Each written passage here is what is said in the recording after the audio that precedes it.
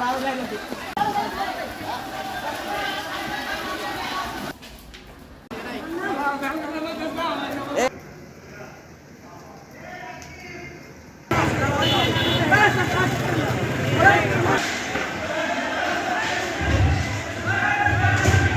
পূর্বে চাঁদাবাজি, লুটপাট, চুরি, ডাকাতি, রাহাজানি, ছিনতাইয়ের সঙ্গে জড়িত ছিল এবং মানুষ হত্যার সাথে জড়িত ছিল, এখন তারা যখন সমাজে বের হয়ে এসেছে, তারা বিভিন্ন রাজনৈতিক দলের ছত্রছায়ায়, বিভিন্ন প্রভাবশালী মহলের ছত্রছায়ায় তাদেরকে একটা মুখোশের আড়ালে ঢেকে ফেলেছে।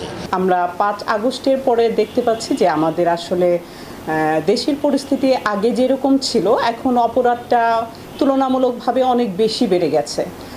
আমরা সমাজবিজ্ঞানের দৃষ্টিতে যদি ধারণা করি তাহলে বুঝতে পারি যে আসলে জেল থেকে বের হয়ে যাওয়া অপরাধীদের জন্যই হয়তো এই অপরাধটা অনেক বেশি বেড়ে গেছে। এইগুলি নানান দেশে নানান জায়গায় হয়তো ছড়িয়ে পড়েছে, এটাও হতে পারে, শেরপুরেই যা আছে এমনও নয়। তবে যেখানেই থাকুক মানুষের জন্য এটা একটা জীবনকে একটা ঝুঁকির মধ্যে রেখে দিয়েছে। এই অবস্থা থেকে আমাদের বেরিয়ে আসা উচিত। তেমন করে আর কোনো তল্লাশি হয় নাই, চিরুনি তল্লাশি এবং কারফিউ দিয়ে হলেও কোনোভাবে এগুলোকে উদ্ধার করা দরকার বলে আমি মনে করি, কারণ আমরা অস্থিতিশীল পরিবেশ আর দেখতে চাই না। 518 জন বন্দী সবাই পালিয়ে গেছে, এর মাঝখানে ইতিমধ্যে 173 জন বন্দী পাওয়া গেছে, বাকি 345 জন বন্দী এখনও পলাতক আছে।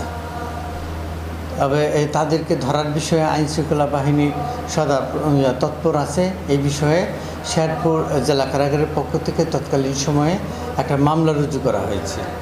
আর নিখোঁজ হওয়া আমাদের অস্ত্র ছিল 9টা এবং 1175টা গোলাবারুদ হারিয়ে গেছে, নিখোঁজ হয়েছে। আর মাঝখানে এই সকল অস্ত্র উদ্ধার হয়েছে ইতিমধ্যে, আর 32টা গুলি উদ্ধার হয়েছে। জেলা পুলিশ এবং অন্যান্য আইন শৃঙ্খলা রক্ষাকারী বাহিনীর সদস্যরা 173 জনকে গ্রেফতার করতে সক্ষম হয়েছে এবং হারিয়ে যাওয়া অস্ত্র এবং গুলির মধ্যে 9টা অস্ত্র আমরা উদ্ধার করতে পেরেছি এবং কিছু সংখ্যক গুলিও আমরা উদ্ধার করেছি।